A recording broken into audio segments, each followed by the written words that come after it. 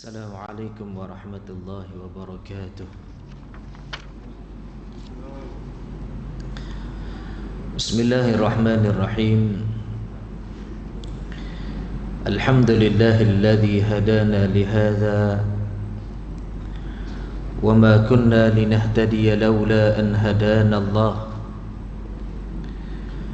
Ashhadu an la ilaha illallah wahdahu la syarika lah. وأشهد أن سيدنا محمدا عبده ورسوله. اللهم صل وسلم وبارك على سيدنا محمد وعلى آله وصحبه أجمعين. قال رب اشرح لي صدري ويسر لي أمري واحلل عقدة من لساني يفقه قولي. سبحانك لا علم لنا إلا ما علمتنا إنك أنت العليم الحكيم. اللهم افتح علينا فتوح العارفين وارزقنا فهم النبيين. اللهم فقهنا في الدين وعلمنا التأويل. اللهم اجعلنا من الذين يستمعون القول فيتبعون أحسنه. ربي يسر ولا تعسر ربي تمم بخير أما بعد. قال الله تعالى يا أيها الذين آمنوا اتقوا الله ولتنظر نفس ما قدمت لغد واتقوا الله إن الله خبير بما تعملون. صدق الله العظيم. Wahai orang-orang yang beriman kepada Allah, bertakwalah kamu kepada Allah, dan hendaklah kamu melihat akan diri kamu apakah persiapan yang kamu siapkan untuk esoknya, dan bertakwalah kamu kepada Allah. Sesungguhnya Allah Subhanahu wa taala Maha mengetahui atas apa yang kamu lakukan. Sadaqallahul azim. Para hadirin muslimin muslimat dirahmati Allah, alhamdulillah kita bersyukur kepada Allah Subhanahu wa taala kerana pada malam ini diizinkan oleh Allah Subhanahu wa taala untuk kita dapat melaksanakan salat fardu maghrib secara berjamaah. Kemudian kita duduk di dalam majlis ilmu. Mudah-mudahan Allah Subhanahu wa taala menilai setiap kebaikan yang kita lakukan, ibadah yang kita lakukan pada malam ini sebagai nilaian yang sangat berharga di sisi Allah Subhanahu wa taala, yang akan menyelamatkan kita huru-hara di hari akhirat, kesengsaraan di hari akhirat. Mudah-mudahan Allah Subhanahu wa taala mengangkat darjat kita di sisinya dan memberikan keampunan dan dimasukkan kita ke dalam syurga Allah Subhanahu wa taala. Allahumma amin. Para hadirin muslimin muslimat dirahmati Allah, alhamdulillah kita berada di penghujung bulan Rajab. Beberapa hari sahaja lagi kita akan mengakhiri bulan Rajab, dan kita akan keluar daripada bulan Rajab dan kita masuk di dalam bulan Sya'ban. Bermaksud hanya beberapa hari, lebih kurang daripada 40 hari untuk kita bertemu dengan bulan Ramadan. Satu bulan yang Allah Subhanahu wa taala letakkan di dalamnya penuh dengan kemuliaan dan keberkatan. Di dalam bulan Ramadan Allah Subhanahu wa taala melipat gandakan ganjaran pahala di atas amal ibadah yang dilakukan oleh hamba-Nya.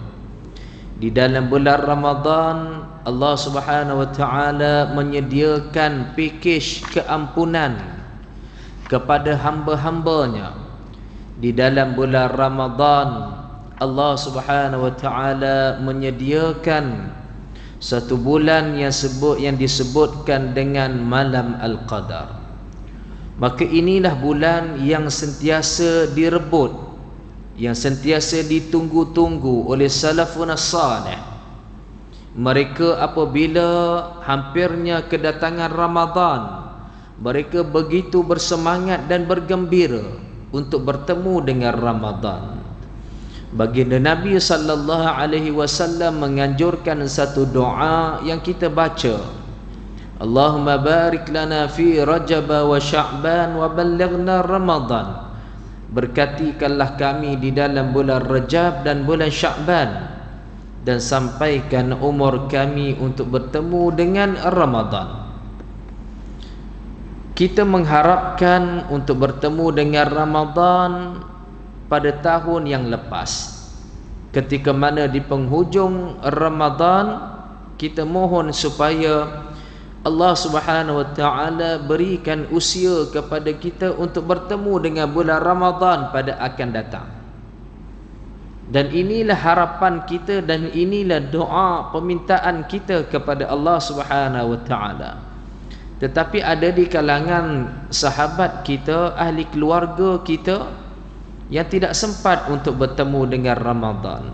Maka mudah-mudahan dengan berbaki lebih kurang daripada 40 hari ini ataupun sekitar beberapa hari je lagi, kita akan dipanjangkan usia kita untuk bertemu dengan bulan Ramadan Al-Mubarak insya-Allah. Para hadirin muslimin muslimat dirahmati Allah, kita bicarakan hadis yang seterusnya, iaitu hadis yang terakhir. Hadis yang terakhir, hadis yang ke-42. Hadis yang ke-42 di dalam kita membicarakan kitab hadis berkaitan tentang satu kitab yang ditulis oleh Syekh Ahmad Fahmi Zamzam rahimahullahu taala, iaitu hadis 40 penawar hati. Yang mana kita masuk pada hadis yang terakhir di dalam kitab ini pada malam ini, iaitu hadis yang ke-42. Hadis ini tuan-tuan dirahmati Allah Subhanahu wa taala, daripada seorang sahabah yang namanya Sayyidina Anas bin Malik radhiyallahu anhu. Mari kita lihat hadis ini. Mudah-mudahan dengan kita mendengar hadis baginda, kecintaan kita kepada baginda Nabi sallallahu alaihi wasallam akan diberikan syafaat oleh baginda. Bismillahirrahmanirrahim. An Anas radhiyallahu anhu qala sami'tu Rasulullah sallallahu alaihi wasallam yaqul قال الله تعالى يا ابن آدم إنك ما دعوتني ورجوتني غفرت لك ما كان منك ولا أبالي يا ابن آدم لو بلغت ذنوبك عنان السماء ثم استغفرتني غفرت لك يا ابن آدم إنك لو أتيتني بقراب الأرض خطايا ثم لقيتني لا تشرك بي شيئا لأتيتك بقرابها مغفرة.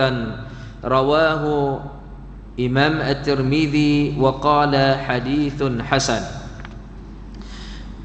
Para hadirin muslimin muslimat dirahmati Allah Subhanahu wa taala, 3 hadis yang terakhir yang dimuatkan di dalam kitab 40 hadis penawar bagi hati ini yang dikarang oleh Syekh Ahmad Fahmi Zamzam rahimahullahu taala. Beliau meletakkan hadis berkaitan tentang keampunan daripada Allah Subhanahu wa taala kepada hamba-hambanya yang melakukan dosa.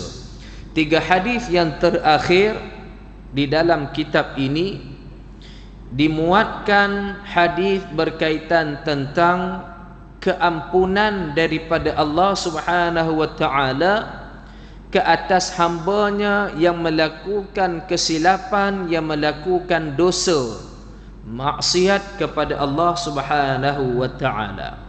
Baik. Kata Sayyidina Anas radhiyallahu anhu, ya, Sayyidina Anas bin Malik adalah salah seorang sahabat yang sangat dikenali.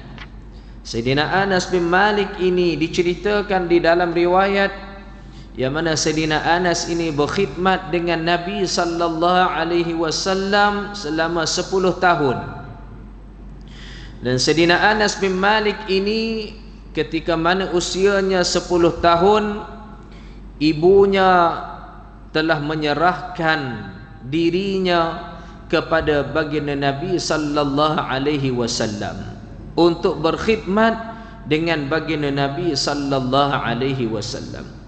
Maka di antara keistimewaan Sayyidina Anas bin Malik ini, baginda Nabi sallallahu alaihi wasallam mendoakan, di antaranya baginda mendoakan yang mana umur Sayyidina Anas bin Malik ini sangat panjang. Ya, umur Sayyidina Anas bin Malik ini sangat panjang.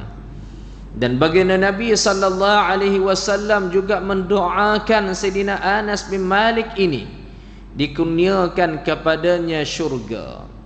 Ya, maka baginda Nabi sallallahu alaihi wasallam telah mendoakan Sayyidina Anas bin Malik ini, maka Allah Subhanahu wa taala kabulkan permintaan ataupun doa baginda Nabi sallallahu alaihi wasallam. Baik.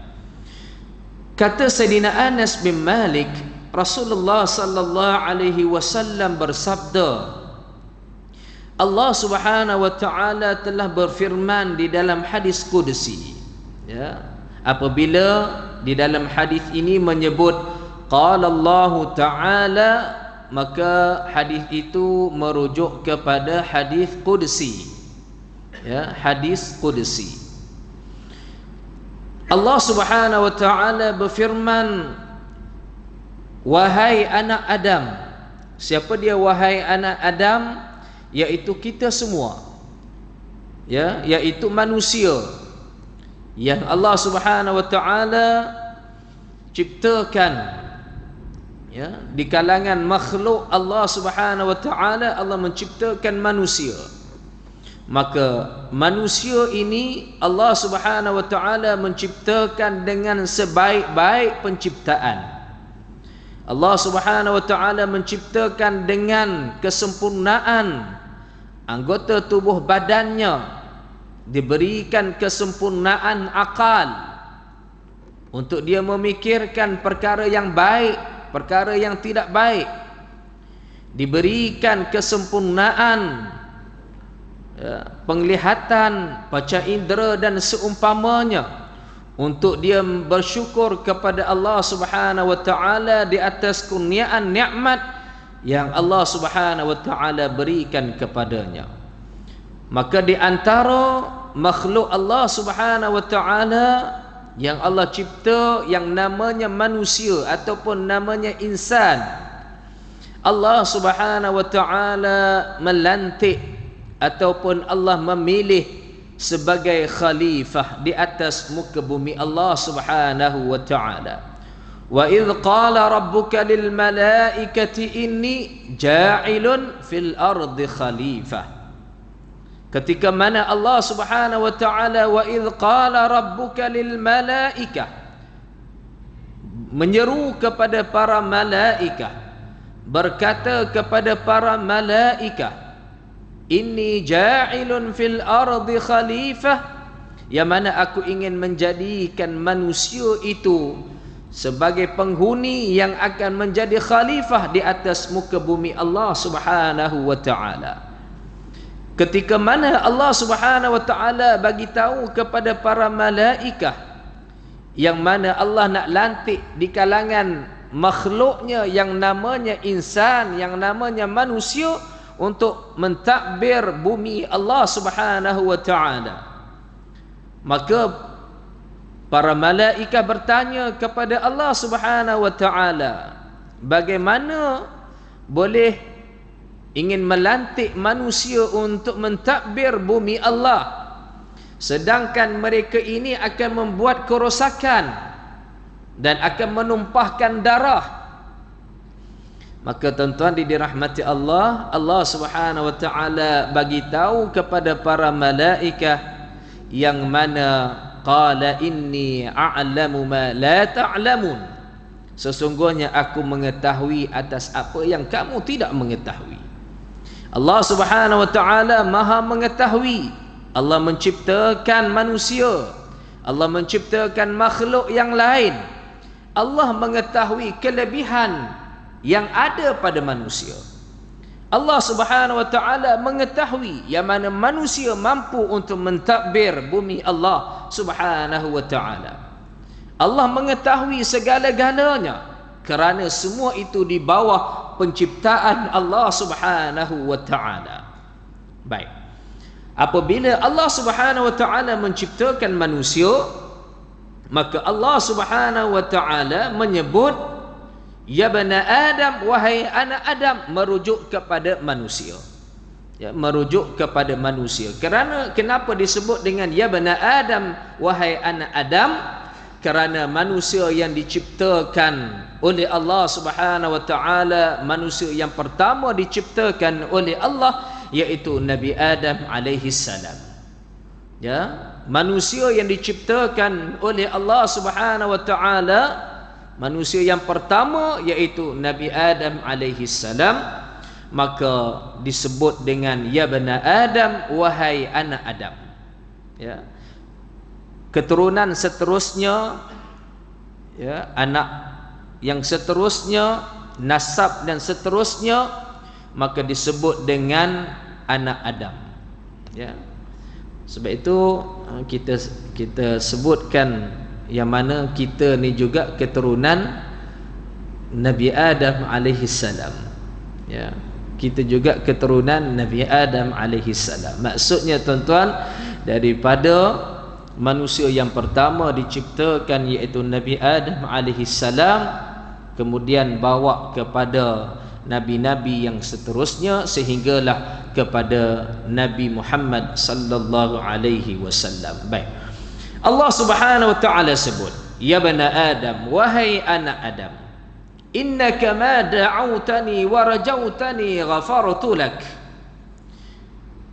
Selama mana engkau masih berdoa dan berharap kepadaku, aku mengampuni bagimu akan segala dosa yang ada pada kamu. Ya.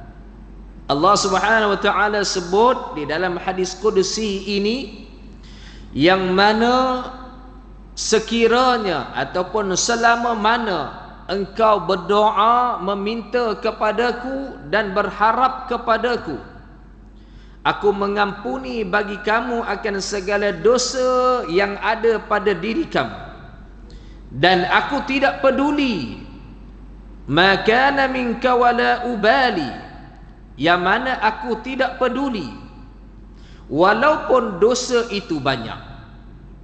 Ini yang pertama yang Allah Subhanahu wa taala bagi tahu kepada kita, tuan-tuan. Ya, apabila seorang manusia itu dia berdosa, dia melakukan kesilapan, kemudian dia berdoa kepada Allah Subhanahu wa taala, Allahumma ghfirli, ya Allah ampunkanlah dosaku. Ya. Doa minta keampunan kepada Allah Subhanahu wa taala, Allahumma ghfirli, ya Allah ampunkanlah dosaku. Kemudian dia berharap kepada Allah Subhanahu wa taala supaya Allah mengampunkan dosanya, supaya Allah Subhanahu wa taala menerima taubatnya. Kalau kita lihat tuan-tuan dirahmati Allah, pengharapan itu ataupun penyesalan itu adalah merupakan satu taubah. Nabi sallallahu alaihi wasallam menyebut an-nadamu taubatan. Penyesalan itu adalah taubat. Orang yang nak bertaubat kepada Allah Subhanahu wa taala, kalau tidak ada dimulakan dengan penyesalan, maka dia tidak dikira sebagai orang yang nak bertaubat kepada Allah Subhanahu wa taala. Mesti dimulakan dengan penyesalan. Rasa menyesal bersungguh-sungguh di atas apa ketelanjuran yang telah kita lakukan, dosa yang kita lakukan, maksiat yang kita lakukan. Kita menyesal bersungguh-sungguh, maka itu telah termasuk ataupun dikira orang yang bertaubat kepada Allah Subhanahu wa taala. Ni kita nak masuk bulan Ramadan, tuan-tuan dirahmati Allah. Ulama menganjurkan kepada kita banyakkan istighfar kita kepada Allah Subhanahu wa taala. Banyakkan taubat kita kepada Allah Subhanahu wa taala di dalam bulan Rejab ini. Kenapa ulama menganjurkan sedemikian? Kerana apabila kita bertaubat kepada Allah, beristighfar kepada Allah, apabila kita masuk di dalam bulan Ramadan dalam keadaan hati kita bersih, hati kita suci daripada kotoran, daripada noda, daripada dosa, kerana kita telah bertaubat kepada Allah, beristighfar kita kepada Allah Subhanahu wa taala. Apabila dalam keadaan hati yang bersih itu melangkah masuk di dalam bulan Ramadan, maka sebab itu mudah kita nak beribadah kepada Allah. Ya, ketika mana kita berada di dalam bulan Ramadan, rajin kita melakukan ibadah, rajin kita melakukan amalan saleh. Masjid buat 20 rakaat, no problem, boleh buat. Sebab apa dia tuan-tuan? Hati kita bersih, rajin, bersemangat kita nak melakukan ibadah sunat dengan sebanyak-banyaknya. Baca Al-Quran di dalam bulan Ramadan, khatam, alhamdulillah, kita mampu lakukan. Sebab apa dia? Hati kita telah bersih, semangat kita nak melakukan ibadah kepada Allah, rajin kita nak melakukan ibadah kepada Allah, kerana kita lihat dan kita ketahui yang mana besarnya ganjaran pahala yang Allah Subhanahu wa taala berikan di dalam bulan Ramadan.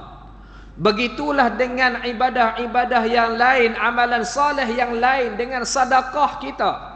Rajin kita bagi sedekah tuan-tuan di dalam bulan Ramadan, kerana hati kita bersih tuan-tuan. Maka di dalam bulan Rejab ini banyakkan kita beristighfar dan bertaubat kepada Allah Subhanahu wa taala supaya Allah ampunkan dosa kita. Baik. Kemudian Allah Subhanahu wa taala menyebut, "Maka minka wala ubali," dan aku tidak peduli. Dosa yang dia bawa itu banyaknya, dosa yang telah dia lakukan di dalam hidupnya. Aku tidak peduli dan aku tidak ambil peduli dan aku tidak melihat. Banyak mana dosa sekalipun yang dibawa kepadaku, tetapi apabila dia berdoa kepadaku, Allahumma ghfirli dhunubi, ya Allah ampunkan dosaku, aku ampunkan dosanya. Allahumma ghfirli, ya Allah ampunkan dosaku, aku ampunkan dosanya. Aku tidak melihat banyak mana dosa yang dia bawa, tetapi apa yang aku lihat ialah permohonannya, begitu juga pengharapannya. Apa yang dia harapkan daripadaku, apa yang dia minta daripadaku, apakah yang telah dia perlihatkan kepadaku penyesalannya, maka aku ampunkan dosanya. Subhanallah tuan-tuan. Ya, betapa rahmat dan kasih sayang Allah itu meliputi kepada hamba-hambanya. Walaupun dosa banyak mana sekalipun yang kita lakukan, kalau kita nak bertaubat kepadanya, Allah Subhanahu wa taala sebut, aku ampunkan dosanya dan aku tidak ambil peduli banyak mana dosa yang dia bawa. Dengan syarat dia memohon kepadaku, dia berharap kepadaku supaya aku ampunkan dosanya, maka aku ampunkan dosanya. Ini dia tuan-tuan dirahmati Allah. Yang pertama, ya, kalau kita lihat, ya, pemurahnya Allah itu kepada hambanya, sehingga kan Allah Subhanahu wa taala tidak pernah menutup pintu taubatnya kepada hamba-hambanya yang ingin bertaubat kepadanya, maka itu menunjukkan kasih sayang Allah itu mengatasi segala-galanya, tuan-tuan. Ya. Sebab itu Allah menyebutkan kepada kita, la taqnatu min rahmatillah, jangan kamu berputus asa dengan rahmat Allah Subhanahu wa taala. Siapa yang Allah seru, tuan-tuan? Qul ya ibadiyalladzina asrafu. Ini golongan yang Allah kata jangan berputus asa daripada rahmat Allah. Siapa dia?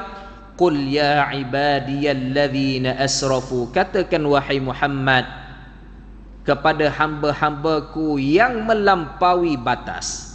Siapa hamba Allah yang melampaui batas ini, tuan-tuan? Iaitu hamba Allah yang bergelombang dengan maksiat dosa kepada Allah Subhanahu wa taala. Siang malam, tuan-tuan, buat dosa kepada Allah Subhanahu wa taala. Siang malam dia tak ingat kepada Allah Subhanahu wa taala. Sepanjang umur hidupnya, tuan-tuan, hidup 50 tahun, 49 tahun bergelombang dengan maksiat kepada Allah Subhanahu wa taala. Selepas daripada umur balighnya, bergelombang dengan dosa kepada Allah Subhanahu wa taala. Tiba-tiba dalam masa 1 tahun itu dia bertaubat kepada Allah Subhanahu wa taala, bersungguh-sungguh dia menyesal di atas apa ketelanjuran yang telah dia lakukan. Allah Subhanahu wa taala terima taubatnya, tuan-tuan. Allah ampunkan semua dosanya. Tidak satu pun yang tinggal, melainkan semuanya mendapat pengampunan daripada Allah Subhanahu wa taala. Cumanya, tuan-tuan dirahmati Allah, pernah kita sebut di dalam hadis yang sebelumnya, jangan sampai umur kita sudah berada di halqum, nyawa kita sudah berada di halqum. Ya, kalau nyawa sudah berada di halqum, itu menunjukkan, tuan-tuan dirahmati Allah, ketika itu dia nak bertaubat kepada Allah, taubatnya tidak ikhlas. Ya, kalau dia benar-benar ikhlas nak bertaubat kepada Allah, nyawanya belum berada di halqum, dia telah bertaubat kepada Allah Subhanahu wa taala, memohon keampunan kepada Allah Subhanahu wa taala. Kalau sudah berada di halqum, maka pada ketika itu Allah Subhanahu wa taala tidak menerima taubatnya. Kenapa, tuan-tuan dirahmati Allah? Kerana ikhlas dalam dia bertaubat kepada Allah itu tidak ada. Seperti mana Fir'aun laknatullah, ketika mana telah berada di dalam kelemasan di dalam laut, pada ketika itu barulah dia mengatakan, aku ingin beriman dengan Tuhan Musa. Tuan-tuan dirahmati Allah Subhanahu wa taala, keimanannya tidak diterima oleh Allah Subhanahu wa taala.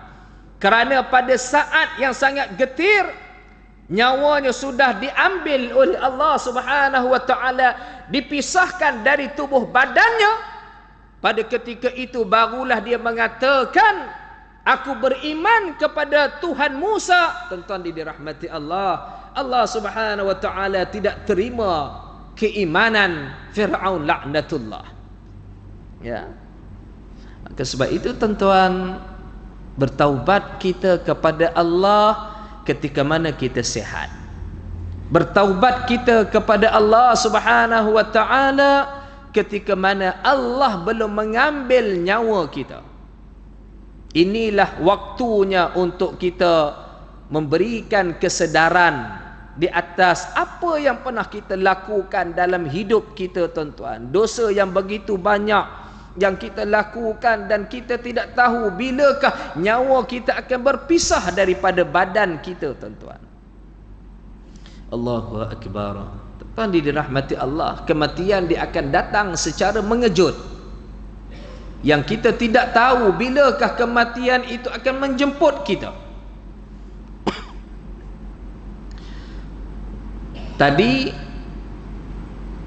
di Qaryah Masjid Al-Falah, usianya 58 tahun, 59 tahun lebih kurang. Ya, ketika mana pada waktu petang dia bersama dengan isteri dan anaknya sedang berehat di ruang tamu. Tiba-tiba, tuan-tuan dirahmati Allah, dia terasa sesak nafas. Ya, lalu dia memberikan isyarat kepada isterinya untuk apa? Kita sebut apa dia? Memukul di bahagian tangannya, memberikan isyarat yang mana dia sukar untuk bernafas. Ya, kemudian isterinya mengurut badannya, tidak sampai beberapa minit terus rebah di pangkuan isterinya. Dan apabila dicek nadinya, tuan-tuan dirahmati Allah, Allah Subhanahu wa taala telah mengambil nyawanya. Begitu mudah, tuan-tuan dirahmati Allah, dia pergi meninggalkan dunia yang fana ini. Ya, dengan secara tiba-tiba, tuan-tuan dirahmati Allah Subhanahu wa taala. Ya, inilah yang dinamakan kematian. Maka apabila kita menangguh taubat kita kepada Allah Subhanahu wa taala, maka adakah kita boleh bagi jaminan yang mana dengan penangguhan taubat kita itu kita berpeluang untuk bertaubat kepada Allah, sedangkan kematian itu menjenguk kita dengan secara tiba-tiba, datang kepada kita dengan secara tiba-tiba. Bahkan orang yang melakukan dosa kepada Allah Subhanahu wa taala merasakan yang mana mereka berjaya melarikan daripada kematian. Di dalam suratul Jumu'ah, Allah Subhanahu wa taala menyebut, qul innal mauta alladhi tafirruna minhu fa innahu mulaqikum. Lari daripada kematian itu pasti akan datang kepadanya. Maka kenapa kita memberikan 1000 alasan untuk menangguh taubat kita kepada Allah Subhanahu wa taala, sedangkan Allah mengatakan ma kana minka wala ubali, aku tidak peduli dosa yang dia bawa sebanyak mana sekalipun, tetapi dia mohon keampunan kepadaku, berharap kepadaku aku ampunkan dosanya, maka pasti aku ampunkan dosanya. Baik. Ya bani Adam, law balagat dhunubuka anana as-sama thumma astaghfartani ghafartu lak. Kemudian Allah Subhanahu wa taala berfirman di dalam hadis qudsi ini, wahai anak Adam, jika dosa kamu sampai ke atas awan yang ada di langit, kemudian kamu datang kepadaku memohon keampunan daripadaku, thumma astaghfartani, datang kepadaku untuk apa dia? Memohon keampunan kepadaku, ghafartu lak, maka aku ampunkan dosa kamu. Allahu akbar. Tuan-tuan dirahmati Allah, ditaukidkan, dikuatkan yang mana yang pertama tadi, banyak mana dosa yang kamu bawa, kamu mohon keampunan kepadaku, aku tidak peduli, aku ampunkan dosa kamu. Yang kedua, Allah Subhanahu wa taala mentaukidkan yang mana Allah mengatakan kamu bawa dosa kamu itu sampai ke atas awan yang ada di langit. Begitu banyaknya dosa yang kamu lakukan, kemudian kamu datang kepada aku menyesal dan memohon keampunan kepadaku, aku ampunkan dosa kamu. Tuan-tuan dirahmati Allah Subhanahu wa taala, banyak mana sekalipun dosa yang kita bawa kepada Allah, sehingga kan disebut ananas sama, yang mana sampai dosa itu sampai ke atas awan yang ada di langit itu, Allah Subhanahu wa taala tetap ampunkan dosanya, tuan-tuan. Kemudian Allah menyatakan, ya bani Adam, innaka law ataitani biqurabil ardi khataya. Wahai anak Adam, sesungguhnya jika engkau datang kepadaku membawa dosa sepenuh bumi, Allahu akbar. Tuan-tuan dirahmati Allah, apa yang boleh kita ambil kefahaman daripada hadis ini, tuan-tuan? Yang mana Allah Subhanahu wa taala sangat kasih kepada hamba-Nya yang melakukan dosa kepadanya. Allah Subhanahu wa taala amat kasih dan amat cinta kepada orang yang melakukan dosa kepadanya, tetapi dia nak bertaubat kepada Allah Subhanahu wa taala. Sebab itu, tuan-tuan, Allah sentiasa memanggil, Allah Subhanahu wa taala sentiasa menyeru kepada orang yang berdosa, tuan-tuan. Allah Subhanahu wa taala sentiasa memanggil di kalangan hamba-Nya yang melakukan dosa kepada Allah, kembali kepada aku, mohonlah keampunan kepada aku. Sebab itu di dalam Al-Quran Allah Subhanahu wa taala menyebutkan apa dia? Innallaha yuhibbut tawwabin wa yuhibbul mutatahhirin. Sesungguhnya Allah amat kasih, amat cinta kepada orang yang ingin bertaubat kepada Allah Subhanahu wa taala. Siapa mereka? Orang yang bertaubat kepada Allah ini, yaitu orang yang melakukan dosa kemudian dia kembali kepada Allah Subhanahu wa taala. Maka inilah golongan yang Allah Subhanahu wa taala sebut, yang mana Allah amat cinta dan kasih kepada mereka. Dan disebutkan di dalam hadis ini, tuan-tuan, bagaimana Allah Subhanahu wa taala menyatakan, walaupun dia bawa dosa separuh bumi sekalipun, dia penuhi dosanya separuh bumi, tuan-tuan dirahmati Allah Subhanahu wa taala, Allah Subhanahu wa taala tetap memberikan keampunan kepadanya, menunjukkan kasih sayang Allah kepada orang yang melakukan maksiat, yang melakukan dosa kepada Allah. Tetapi Allah sentiasa memanggil mereka untuk bertaubat kepada Allah Subhanahu wa taala. Tuan-tuan dirahmati Allah, bagi golongan yang sentiasa melakukan dosa kepada Allah, yang sentiasa ghaflah, yang sentiasa lalai daripada mengingati Allah Subhanahu wa taala, golongan ini, tuan-tuan dirahmati Allah Subhanahu wa taala, Allah menyebutkan di dalam Al-Quranul Karim, yang mana golongan ini Allah Subhanahu wa taala sebut golongan yang lalai kepada Allah Subhanahu wa taala, golongan yang tidak mengingati Allah Subhanahu wa taala, golongan yang melakukan kesalahan. Tuan-tuan dirahmati Allah Subhanahu wa taala, Allah memberikan peluang kepada mereka ini. Allah Subhanahu wa taala memberikan peluang. Insyaallah kita bagi duluan azan, kita akan sambung. Para hadirin muslimin muslimat dirahmati Allah, golongan yang lalai, golongan yang tidak mengingati Allah, sentiasa melakukan kesilapan, Allah Subhanahu wa taala memberikan peluang kepada mereka untuk memperbaiki diri mereka, mengislahkan diri mereka, iaitu dengan cara apa dia? Melakukan kebaikan.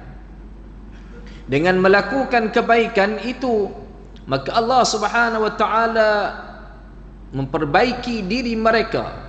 Yuslih lakum a'malakum wa yaghfir lakum dhunubakum. Mereka memperbaiki, yuslih lakum a'malakum, amalan mereka, dan Allah memberikan keampunan kepada mereka. Ini yang Allah Subhanahu wa taala berikan peluang kepada golongan-golongan ini. Ya.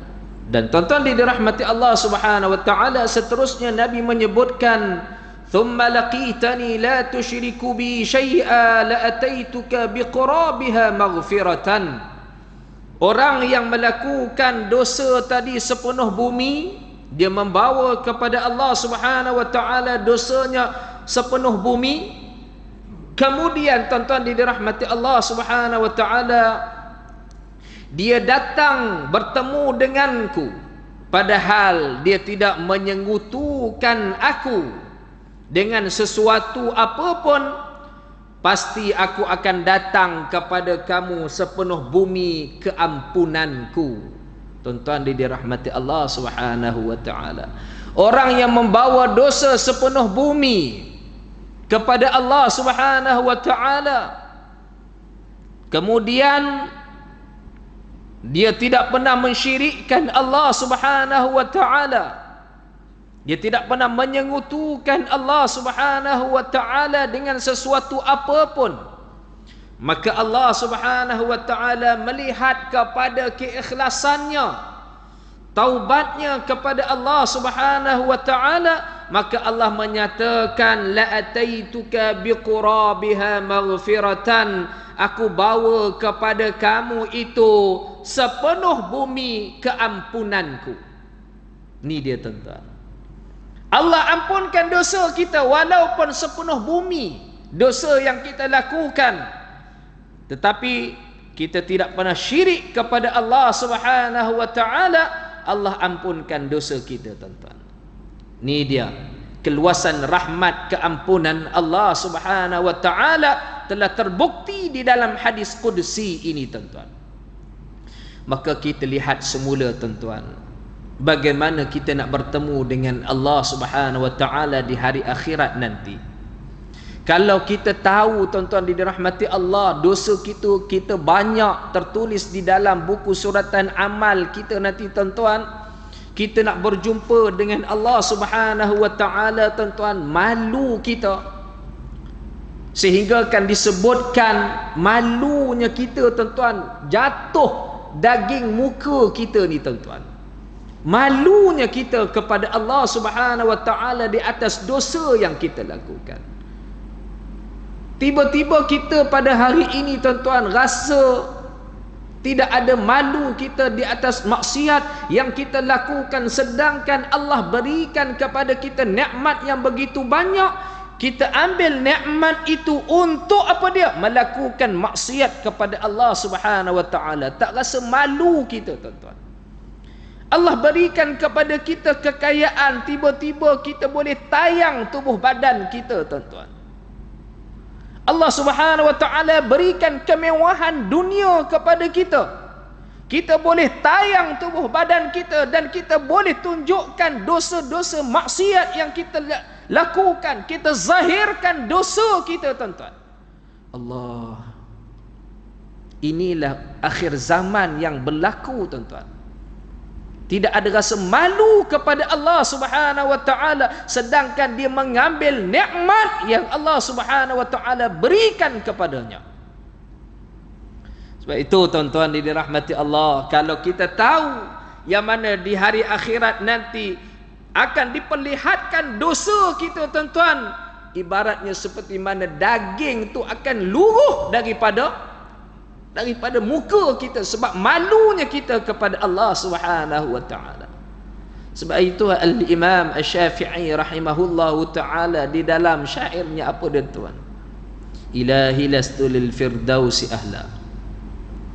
Wahai Tuhanku, aku tidak layak untuk masuk ke dalam syurga-Mu.